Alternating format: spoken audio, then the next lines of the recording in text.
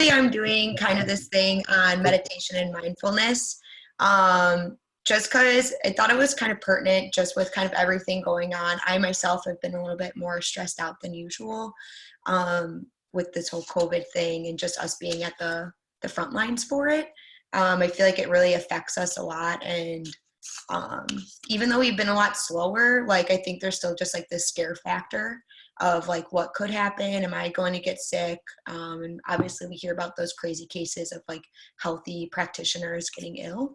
Um, and obviously we're all wearing our masks in light of that. So obviously we all have that kind of fear. So I thought that we could just like talk about some meditation and mindfulness just because it's pretty easy to do and there's multiple ways to go about doing it. And I read this book. It's based on uh, this conference that was held back in 2002 where they got like Tibetan like meditation teachers, neuroscientists, like healthcare professionals, like psychiatrists to come in and give a conference for like a weekend and just kind of like explore the benefits of it. And the book's called like The Healing Power of Meditation. It's got a lot of science in it, which I liked, mainly because, you know, like meditation obviously and mindfulness has been useful. And I think like all of us can agree, like, yeah, it probably helps us. But in my mind, it's like kind of up there, like, does it really help us? I don't know. And I like have cousins and stuff that like believe in crystals and astrology. And I'm like, where's the science behind that? So I think going over the science benefits is just helpful.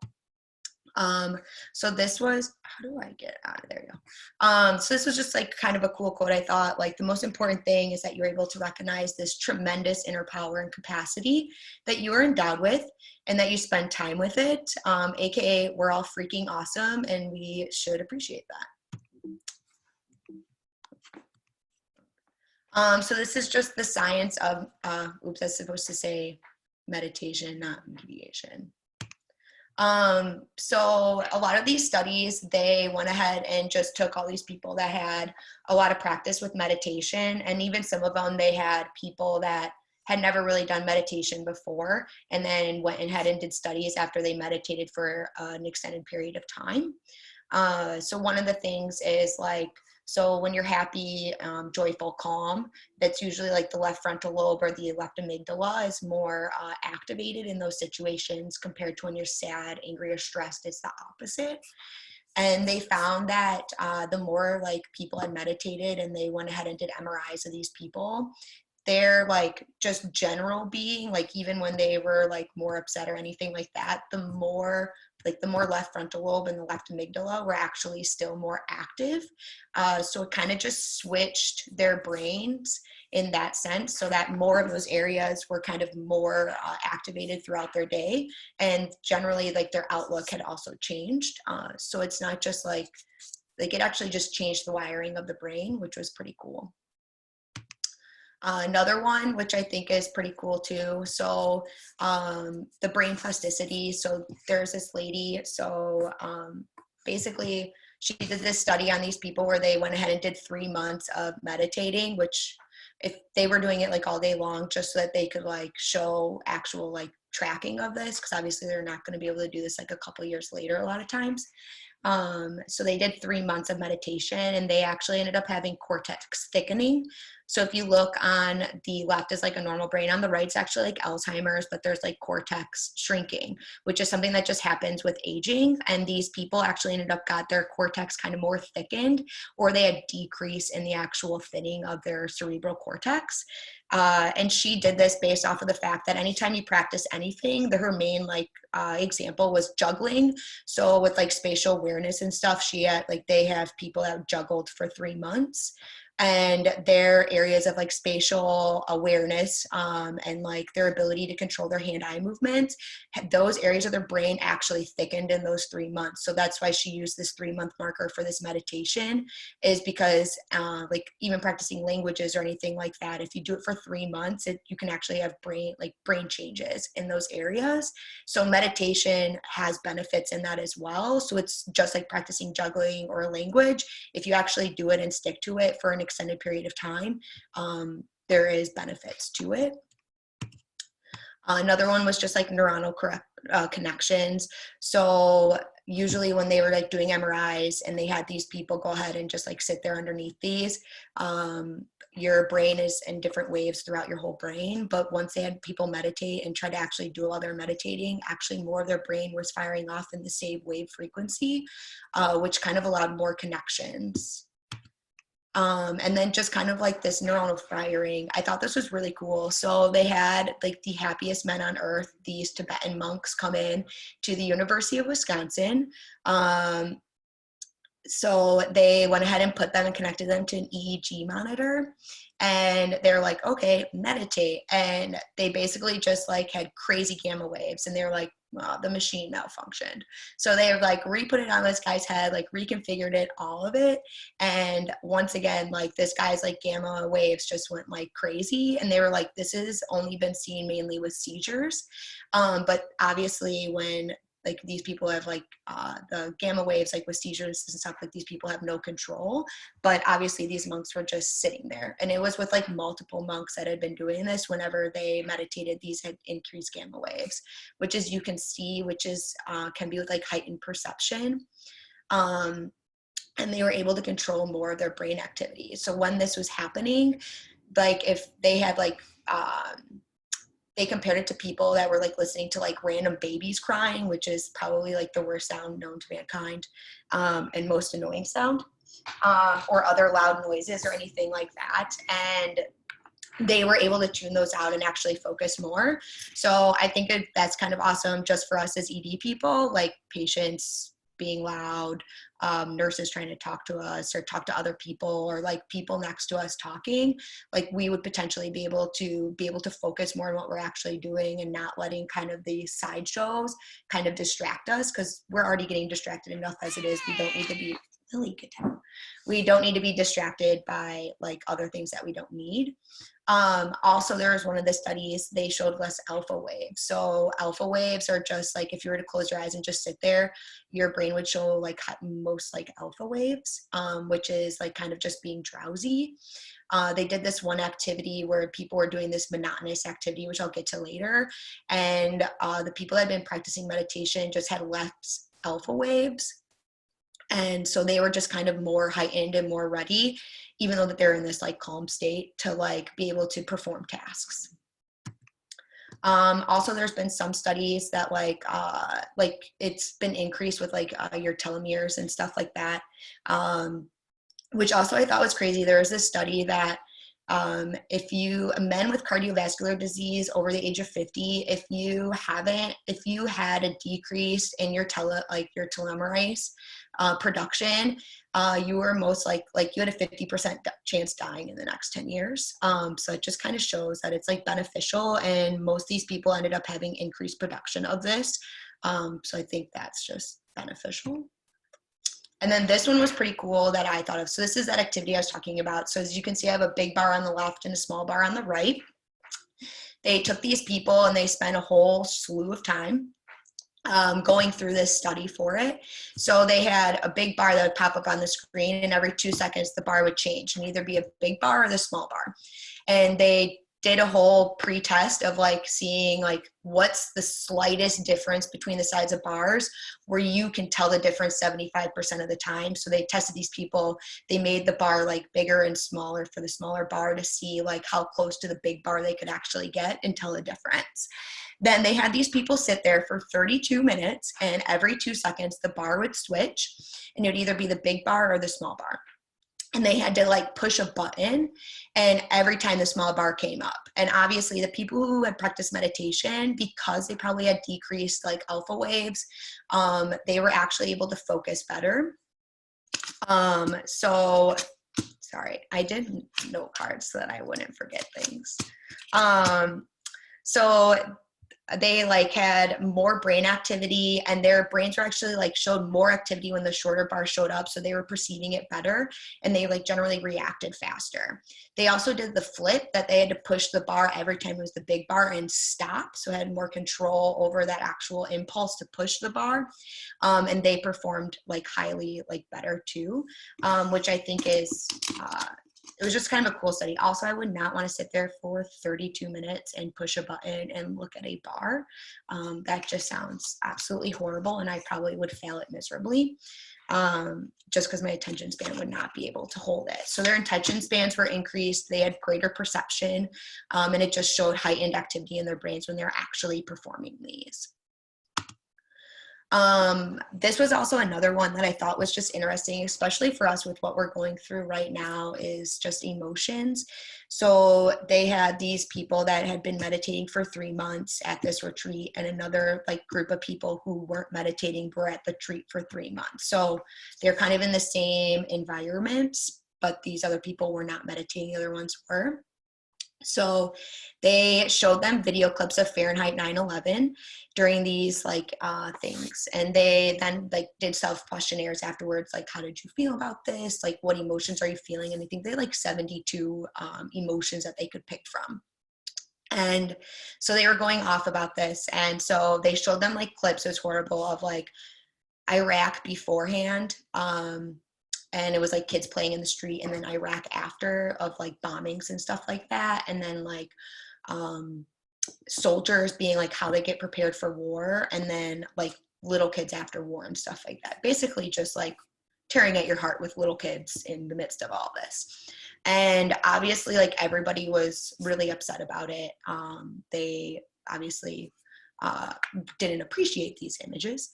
And so, but they found that more areas of sympathy were highlighted in the people that were able to actually, that had been meditating. And then they did it again, like the people that hadn't been meditating, they allowed them to meditate for 3 months afterwards and repeated, and they were able to actually show more sympathy as well.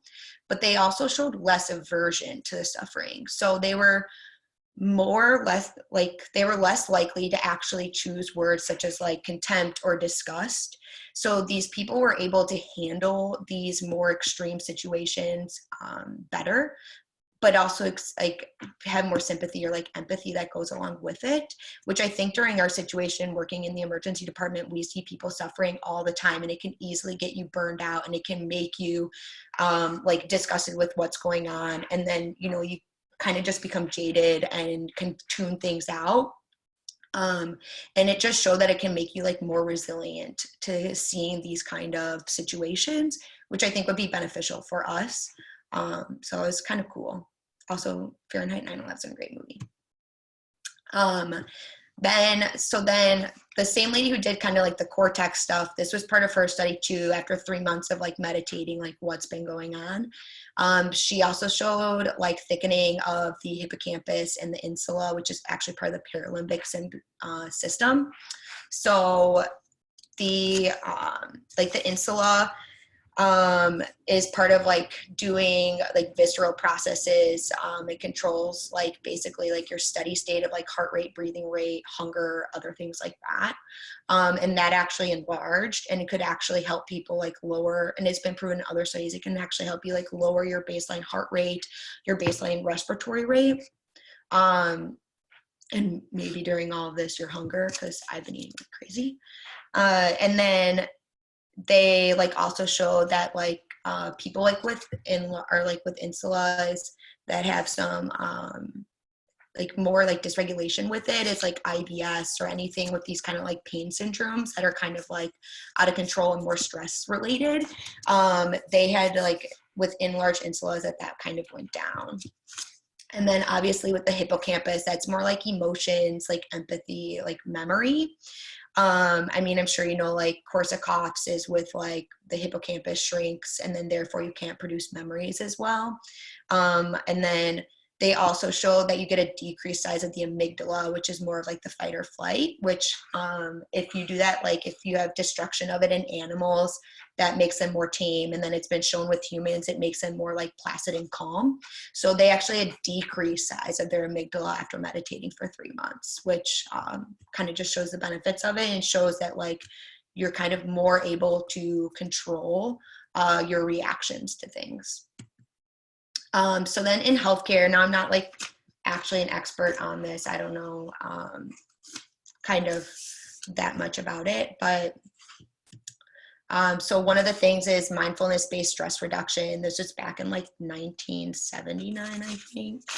with this guy at the University of Massachusetts. No, it was 1997, I think. John Kabat-Zinn. So it's like a mix of kind of this Zen outlook, Vipassana, which is like mindfulness, and yoga.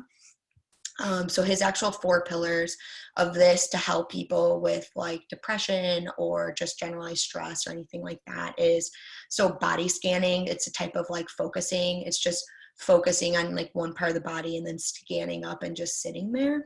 And then it's a mix of like yoga posture, so doing simple yoga moves. And then like kind of this mindfulness meditation, just sitting there focusing, breathing, and just kind of tuning into yourself. And it's based on the 4 noble truths of Buddhism. And then he related it to healthcare. So like the 4 noble truths of Buddhism are like the truth of like dukkha or suffering. So he's like, well, it's kind of like suffering, disease, or stress. The truth of the cause, which like he to us is like the etiology. And then the truth of the end, which is like the prognosis, which he's like, hopefully stress-free. And then, the truth of the path, which is the treatment plan.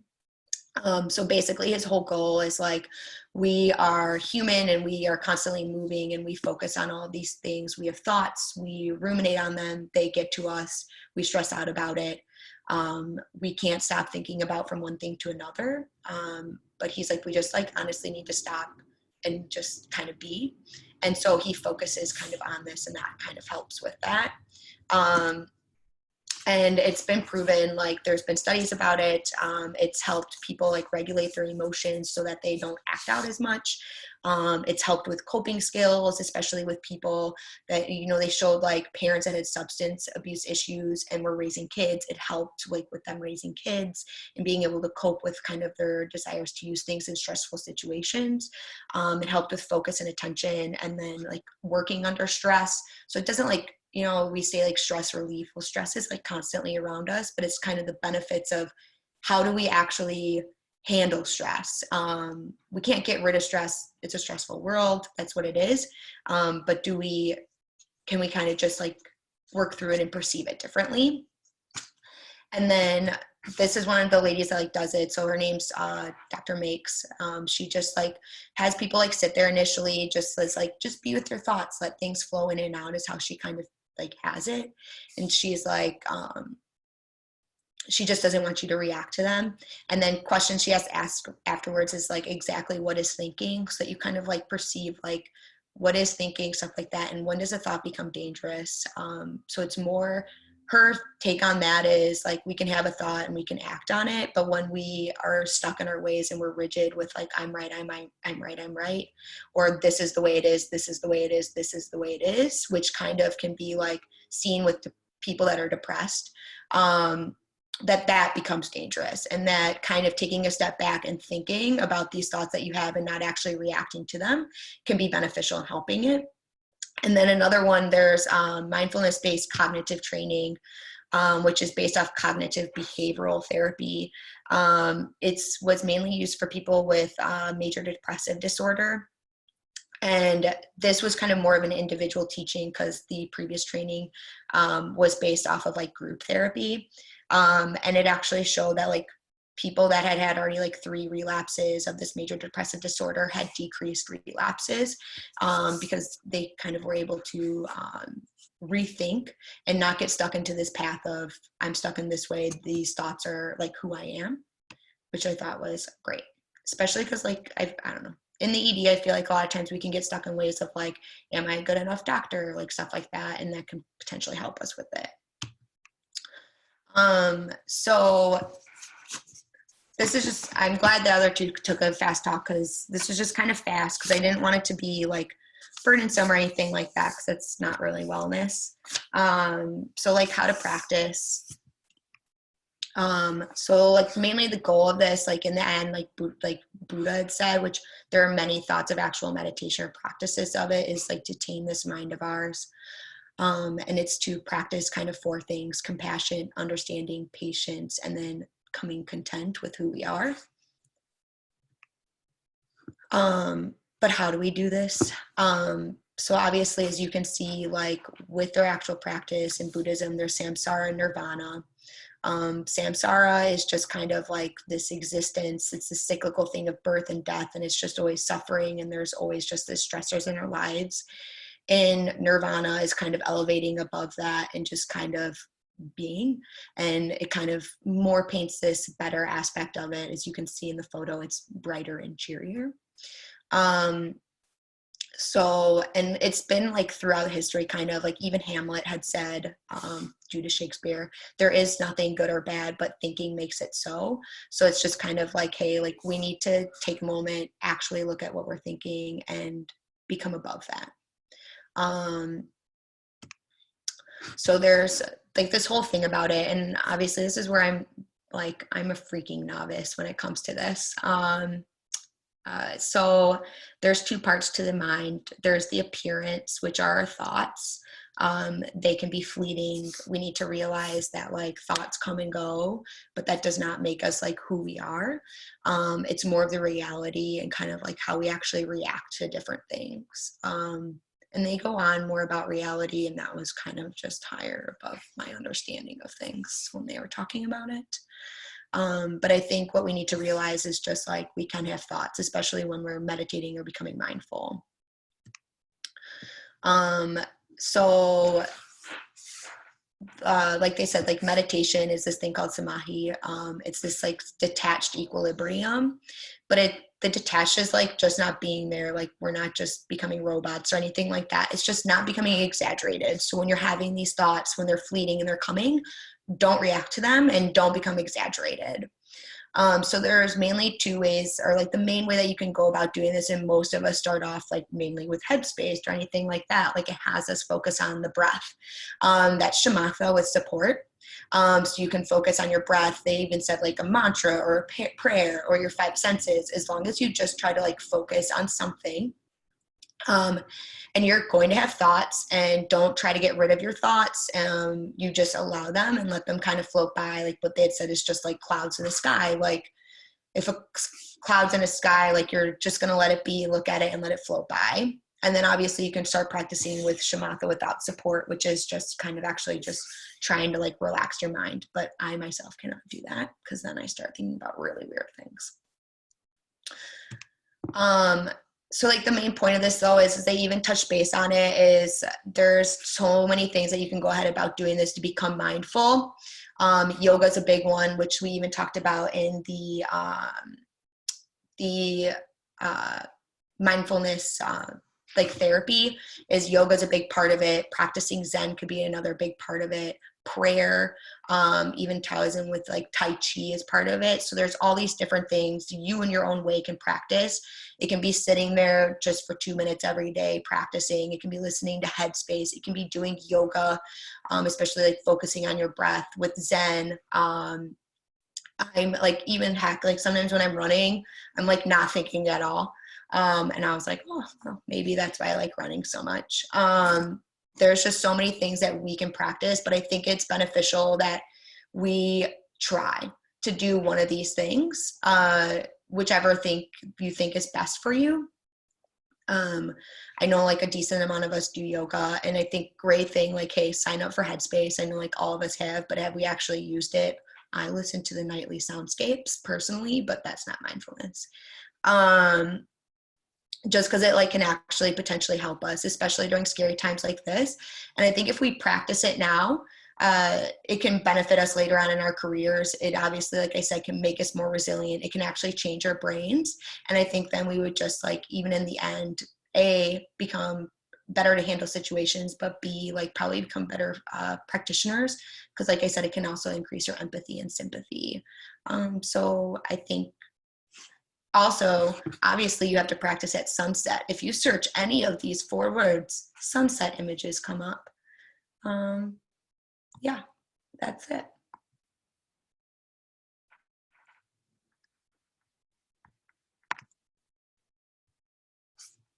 Nice job, Lauran. So yeah, it was a quick speech because I didn't